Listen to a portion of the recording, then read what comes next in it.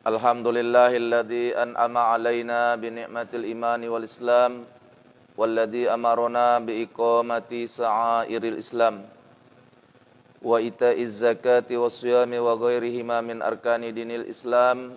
Ashhadu an la ilaha illallah wahdahu la syarikalah syahadatan man ra'aha azza bainal anam wa ashhadu anna sayyidana Muhammadan abduhu wa rasuluh alladzi waqafa amama ahli dunya yad'uhum ila dinihi bikulli iqdam. Allahumma salli ala sayyidina Muhammad wa ala alihi wa ashabihi da'aimil islam. Amma ba'du fa ya ibadallah ittaqullaha haqqa taqwahu nadkhulul jannata bisalam. Qala Allah ta'ala fi kitabihil Qur'anil Karim, a'udzu billahi minasyaitonir rajim. Bismillahirrahmanirrahim. Ya ayyuhalladzina amanu dukhulu fis-silmi kaffah wa la tattabi'u khutuwatis syaitan innahu lakum aduwwum mubin. Shadaqallahul azim. Khatib berfatwa kepada diri pribadi dan kita semua untuk senantiasa meningkatkan iman dan takwa kepada Allah. Karena iman dan takwa itu bisa berkurang, bisa bertambah. Yang diharapkan kepada orang beriman itu pandai dia memelihara imannya dengan memperbanyak ucapan la ilaha illallah. Jadidu imanakum bi kalimati la ilaha illallah. Tambahi imanmu, tingkatkan imanmu dengan memperbanyak ucapan la ilaha illallah. Takwa pun begitu juga. Berbanding lurus antara naiknya iman dengan takwa dan berbanding lurus juga turunnya iman dan takwa itu. Oleh karena itu, mari sama-sama kita senantiasa memelihara iman. Iman itu energi. Iman itu power. Power kita itu ada di iman. Kita yang datang pada hari ini kemari ini karena ada power iman kita. Kita datang, kita penuhi panggilan Allah ini. Kita penuhi apa yang diwajibkan Allah kepada kita, apa yang menjadi sunnah dan tuntunan Rasulullah sallallahu alaihi wasallam. Sidang jemaah salat Jumat yang dirahmati Allah Subhanahu wa taala. Banyak yang masih belum pas makna kita tentang kematian. Sebagian kita mengatakan atau beranggapan bahwa mati itu adalah akhir daripada kehidupan. Ini sangat terbalik. Di dalam Al-Quran Allah katakan, Alladzi khalaqal mauta wal hayata liyabluwakum ayyukum ahsanu amala wa huwal azizul ghafur. Bahwa Dia itu Allah yang menjadikan kematian dan kehidupan sebagai ujian kepada kamu untuk mengetahui siapa yang paling baik amalannya. Dan Dia adalah Allah, Dia Maha Perkasa dan Dia Maha Pengampun. Kalau kita lihat ayat ini, bukan hidup dulu baru mati. Justru Allah menjadikan mati dulu baru hidup. Ya. Alladzi khalaqal mauta wal hayat. Allah yang menjadikan kematian dan kehidupan. Dan bukan kehidupan baru kematian, tidak. Kematian dulu. Ini yang benar. Kalau kita mengatakan bahwa kita ini hidup kemudian mati, itu keliru. Yang benar ini memang mati dulu baru hidup. Makna mati di situ tadinya kita nggak ada. Kita nggak ada. Jadi hakikat mati itu nggak ada, itu maksudnya. Nggak ada. Allah jadikan kita dari nggak ada. Dari tidak ada menjadi ada. Tidak ada itulah mati. Dan ada itu hidup. Dan setelah hidup ini abadi kehidupan. Mati itu hanya rasa saja. Mati itu bukan akhir kehidupan. Itu yang perlu dipahami. Mati itu bukan akhir kehidupan. Mati itu justru awal kehidupan akhirat tuh. Jadi mati itu di dalam Al-Quran dikatakan kullu nafsin za'iqatul maut. Mati itu tiap-tiap yang bernyawa za'iqah akan merasakan mati. Jadi mati itu rasa sebenarnya. Rasa. Sebentar sekali mati itu, enggak sampai 1 detik. Lalu kalau ada orang mengatakan mati itu adalah tidur yang panjang, itu keliru besar itu. Mati itu rasa. Sebagaimana orang rasa haus, kemudian dia minum, hausnya hilang. Sebagaimana orang merasa lapar, terus makan, laparnya hilang. Nah orang hidup itu, yang hidup di atas dunia merasakan mati untuk hidup lagi. Itulah yang disebut hidup di alam barzah. Jadi memang betul kita mati dulu baru hidup. Setelah hidup ini nggak ada matinya.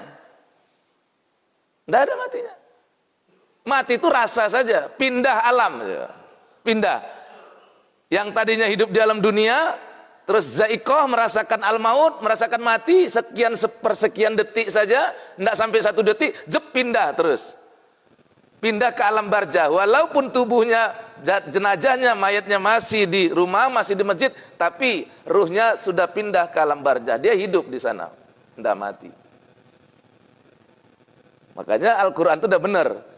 Kamu tuh tadinya mati, kamu tadinya nggak ada, terus diadakan. Kamu tuh tadinya mati, kemudian dihidupkan. Setelah hidup ini mati itu hanya sebentar. Makanya kan kita doakan mau yang mati itu, Allahumma firlahu warhamhu wa'afihi wa'anhu dan seterusnya. Ya Allah, ampunilah dosanya, rahmati dia. Kalau dia mati ngapain kita minta ampun? Apa gunanya keampunan bagi orang yang mati? Apa gunanya rahmat bagi orang yang mati? Enggak. Itu orang hidup. Di dalam surat Al-Baqarah ayat 154. Wala taqulu lima yuqtalu fi sabilillahi amwatum bal ahya'u walakin la tas'urun. Jangan engkau mengatakan bahwa orang yang gugur di jalan Allah, mereka yang mati di jalan Allah, mereka mati. Bal ahya', sekali-kali tidak. Mereka itu, bal itu hurufun taukid ya. Huruf menguatkan. Sekali-kali tidak, mereka tidak mati. Mereka itu bal ahya'. Mereka itu hidup. Walakin la tas'urun, tapi kamu tidak paham kehidupannya, itu saja. Nah, jadi jangan pernah mengatakan. Jadi kalau ada orang yang gugur di jalan Allah, wafat, meninggal, itu sebenarnya nggak mati. Hidup. Cuman kamu nggak paham kehidupannya. Adakah yang paham? Ada, pasti. Tapi lebih banyak yang tidak paham. Sampai-sampai orang pun berselawat kepada Nabi Muhammad yang wafat di Madinah. Nah ini kan keliru juga. Tidak sampai pemahaman dia. Kalau kamu menganggap Nabi Muhammad itu mati, susah juga jadinya. Ya Rasulullah itu tidak matilah. Orang dibilang Allah yang jihad fisabilillah aja nggak mati. Rasulullah itu sepanjang hidupnya jihad, lah nggak mati berarti. Lalu kamu berselawat sama siapa? Berselawat kepada Nabi Muhammad sallallahu alaihi wasallam atau berselawat kepada Muhammad bin Abdullah yang wafat di Madinah itu jasadnya itu Muhammad bin Abdullah. Muhammad Rasulullah yang tidak mati. Tidak pernah mati. Orang jasadnya belum lahir di kota Mekah saja namanya sudah bersandingan dengan Allah. Muhammad Rasulullah.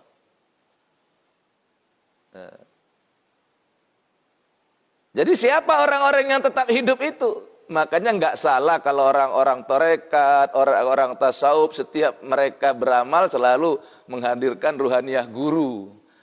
Karena guru bagi mereka itu tidak mati guru mereka. Kenapa tidak mati? Tapi orang fisabilillah kata Quran itu nggak mati. Lalu guru-guru agama kita itu waktu hidup itu apa? Kata Nabi, orang yang belajar dan mengajar itu fisabilillah. Buka hadis-hadis Rasulullah tentang bab ilmu. Jelaskan. Orang yang belajar agama dan orang yang mengajar agama, mereka fisabilillah. Berarti mereka nggak mati. Maka itu keyakinan orang torekat kuat gurunya nggak mati. Ya dulu waktu saya belum dalam dengan Al-Quran, ya saya dulu agak aneh juga dengar kata guru begitu. Tapi belakangan kita buka Qurannya, kita lihat penjelasan hadisnya, ya betul. Ternyata mati itu zaikoh, rasa saja. Rasa saja. Di barzah itu hidup. Itu kata Quran. Cuman dulu orang-orang torekat, guru-guru dulu, dia tidak sampaikan dalilnya. Karena orang dulu itu memahami ayat Al-Quran enggak dengan hafalan, dengan hati dan perasaan. Di situ bedanya. Jadi waktu kita belajar ilmu torekat, waktu kita belajar ilmu tasawuf, kita itu dalilnya belakangan Pak dapat. Yakin dulu. Nah ilmu yang semacam ini makin lama makin langka. Orang yang mau belajar dan yang mau mempelajarinya. Orang lebih cenderung sekarang suka belajar kepada hal-hal yang menimbulkan pertengkaran. Nah itu yang lebih tren ya. buka di YouTube, mana yang ngajinya nyala-nyalain orang, nyesat-nyesatkan orang, itu orang suka, lebih banyak yang suka itu. Padahal tidak, seharusnya kita makin belajar itu makin damai. Seharusnya makin kita belajar agama ini makin dekat kepada Allah, makin datang keyakinan. Bukan malah ngerusuin orang. Semua orang yang beribadah kita anggap salah karena ibadah dia nggak sama dengan pemahaman kita. Nah itu keliru besar.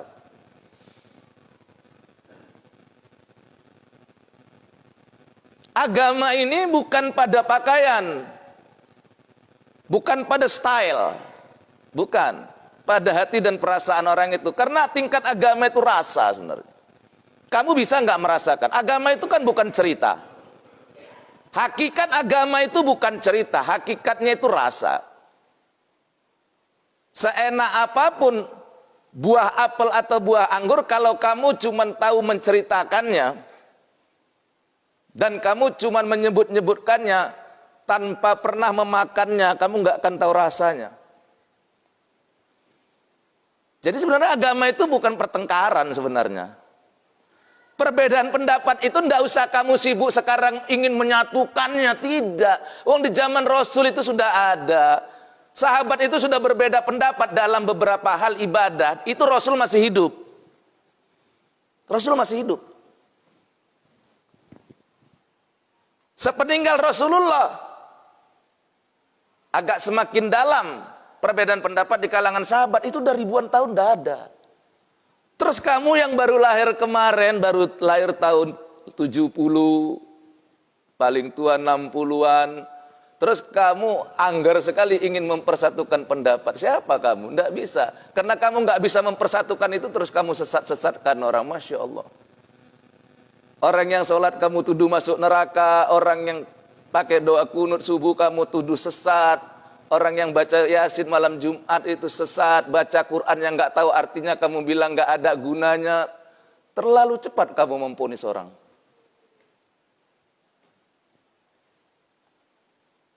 Kita orang-orang tasawuf kasihan lihat orang yang seperti ini.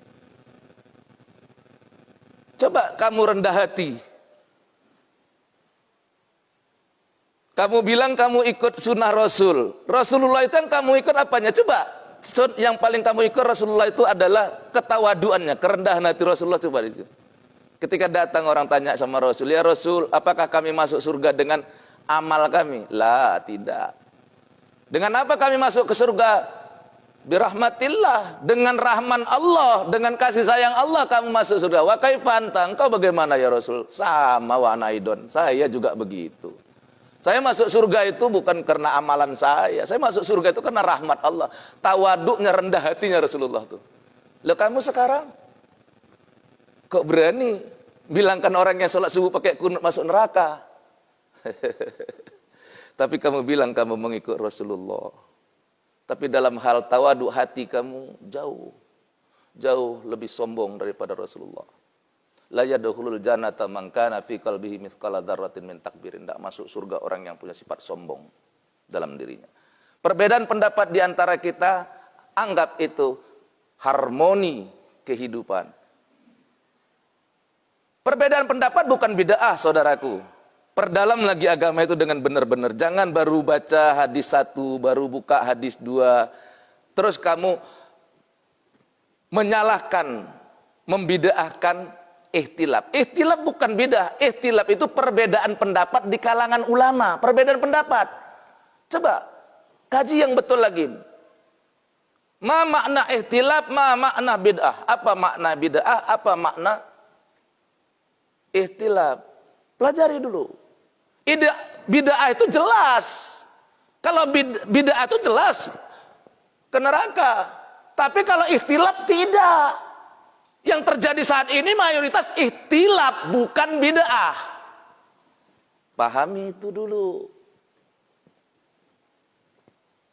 Dan kita tengok kan TV-TV dakwah itu lebih banyak dihiasi dengan dakwah-dakwah yang mengajak kepada permusuhan. Kita tidak masuk surga dengan sholat dan pahala kita. Sadari itu. Makanya orang tasawuf beramal nggak cari pahala, nggak cari surga. Enggak. Benar. Enggak cari pahala, enggak cari surga. Kalau kamu merasa masuk surga, merasa ya. Kalau kamu merasa masuk surga karena pahala, nggak akan pernah masuk kamu. Nggak pernah masuk surga. Karena masih lebih banyak dosa kita yang kita perbuat daripada pahala. Kalau cerita masuk surga lewat pahala. Maka betul kata Rasul, kamu masuk surga bukan karena amal kamu, bukan karena pahala kamu. Enggak. Kamu masuk surga itu karena kasih sayang Allah. Habis. Lalu ibadah itu untuk apa? Untuk mencari ridho dan kasih sayang Allah. Itu dia. Kamu beribadah bukan cari surga. Kamu beribadah bukan cari pahala. Kamu cari kasih sayang dan ridho Allah. Nah itu, duduklah kamu di sana bagus-bagus. Duduklah kamu di sana, baru bermakna dakwahmu. Yakinkan bahwa perbedaan pendapat itu harmoni yang indah. Sebagaimana kalau di taman yang luas itu ada bunga yang beraneka macam warnanya. Terasa lebih indah, lebih sejuk, dan lebih mendamaikan. Karena dihiasi dengan bunga yang beraneka ragam.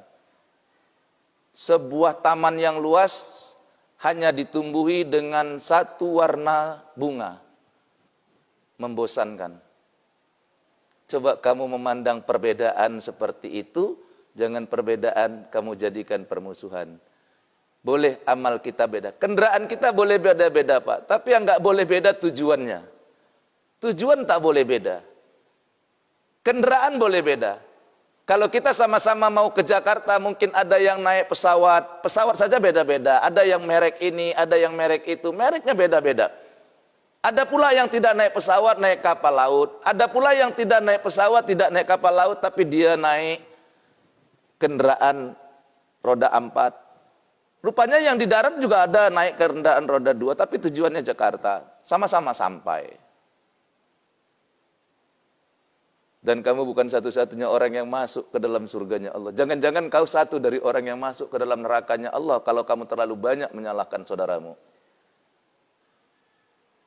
Maka dudukkan hati kita pada hati yang benar, ya.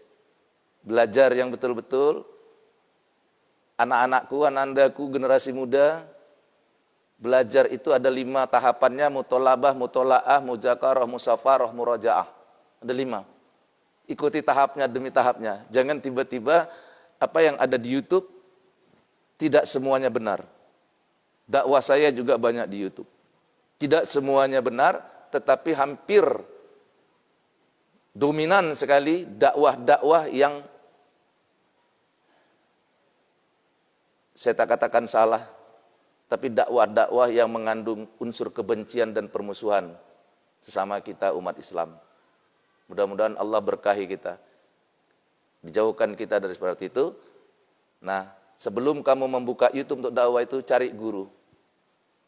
Karena kalau tidak, dikhawatirkan begitu kamu buka YouTube dan kamu buka channel yang seperti saya sebutkan tadi, begitu kamu belajar di situ 2-3 hari, sebulan 2 bulan, kamu sudah menjadi orang asing di rumahmu, kamu sudah menjadi orang asing di tetanggamu, kamu sudah menjadi orang asing di dalam jamaah masjid di dekat rumahmu.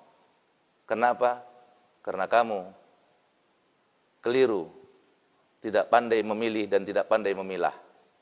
Oleh karena itu, kalau sudah kamu lihat ada ustadz, ada da'i, ada yang mengaku ulama, sudah dakwahnya sesat menyesatkan orang, tinggalkan itu. Kenapa? Apa kata Rasul? Jika saudara seorang muslim menuduh saudara muslim lainnya itu kafir dan kekafiran itu tidak benar, maka kekafiran itu kembali kepada orang yang berkata. Jika seandainya ada seorang Islam, seorang yang beriman menuduh saudaranya sesat, tidak benar saudaranya itu sesat, maka sesat itu kembali kepadanya. Jadi hati-hati. Itu ancaman Rasulullah. Udah Rasul bilang itu 1500 tahun yang lalu. Jadi daripada kita mencari kesesatan orang yang belum tentu sesat, lebih bagus cari kesesatan kita, agar kita taubat, memperbaiki diri. Nggak usah kita nyari-nyari sesatnya orang, nggak usah kita nyari-nyari salahnya amalan orang, cari saja salahnya amalan kita. Kenapa? Dengan demikian kita taubat kepada Allah, semakin memperbaiki diri. Semakin kita cari kesalahan orang, semakin menjauhkan diri kita kepada Allah. Man arofa nafsahu faqad arofa rabbahu, man arofa rabbahu fasal jasad. Kata ulama kita, barang siapa yang kenal kepada dirinya, maka dia akan kenal kepada Tuhannya. Kalau kenal kepada Tuhannya, musnah jasadnya. Kau akan semakin dekat kepada Allah dengan kau kenali dirimu. Kau akan menjadi hamba yang baik ketika kau tahu begitu banyak dosamu dan kau bertobat. Tapi kalau kau senantiasa membuka matamu untuk mencari kesalahan orang, semakin jauh engkau daripada Allah. Mudah-mudahan sidang jemaah salat Jumat pada hari ini yang ada di hadapan saya termasuk saya dipelihara Allah dari ilmu la yanfa', ilmu yang tak ada manfaat. Kita minta kepada Allah diberikan ilmu yang datangkan manfaat, keimanan dan ketakwaan yang kita pakai hidup dan mati. Yang kita pergunakan saat kita hidup dan saat kita mati. Yang dapat kami sampaikan, barakallahu walikum fil Qur'anil azim. Wa nafa'ani wa iyyakum bil ayati wa dzikril hakim. Aqulu qauli hadza wa astaghfirullahaladzim li wa lakum wa liwalidina wa li jami'il muslimina wal muslimat fastaghfiruhu innahu wal ghafurur rahim. Allahumma shalli wa sallim ya jalwal mu'amin wa barik bi jannika wa kamalika ibadi wa sabbika ibadi wa sallallahu ala sayyidina Muhammad wa ala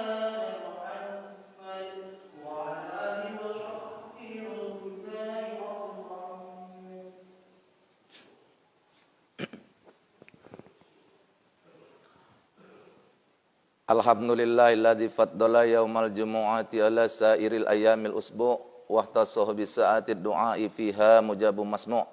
Ashhadu an la ilaha illallah wahdahu la syarikalah syahadatan muhtawiyatan alal ikhlasi wal hudu'. Wa ashhadu anna sayyidana Muhammadan abduhu wa rasuluhu sahibul maqamil a'la wa dzikril marfu'. Allahumma shalli ala sayyidina Muhammad wa ala alihi wa ashabihi jawid juhdi wal husu'.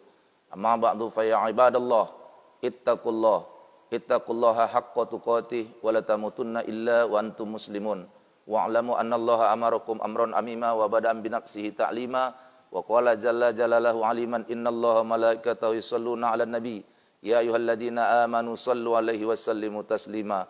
Allahumma shalli wa sallim wa barik ala sayidina Muhammad wa ala ali sayidina Muhammad kama shallaita wa sallamta wa barakta ala Ibrahim wa ala ali Ibrahim fil alamin innaka Hamidum Majid.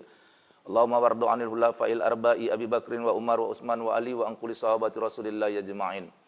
Allahumma fir lana walil mu'minina wal mu'minat wal muslimina wal muslimat al ahya'i minhum wal amwat innaka sami'un qaribun mujibud da'awat.